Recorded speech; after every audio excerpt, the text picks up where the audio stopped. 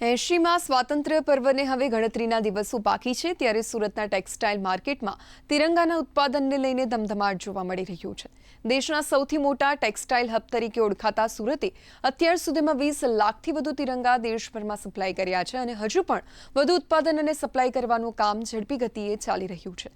મહત્વનું છે કે સુરત શહેર મોટા જથ્થામાં ઓછી કિંમતમાં ઉત્પાદન કરવાની વિશેષતા ધરાવે છે ત્યારે તિરંગાના ઉત્પાદન ક્ષેત્રે પણ સુરત નવો ચીલો ચિતરી રહ્યું છે।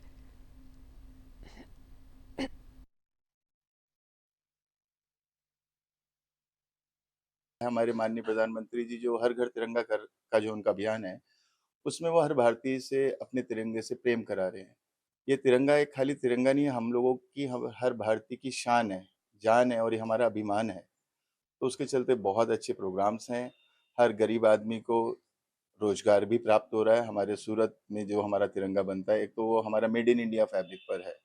100% हमारा भारत का तिरंगा, हमारा जो ध्वज है जो, वो हमारे भारत के कपड़े पर ही बनाया जा रहा है और बहुत बेस्ट क्वालिटी के बनाए जा रहे हैं। हर स्टेट से दुनिया भर की डिमांड है और ऐसा लग रहा है कि ये पहली बार इतिहास में इतनी ज़्यादा तिरंगा, हर घर तिरंगा और हर भारतीय के हाथ में तिरंगा होगा।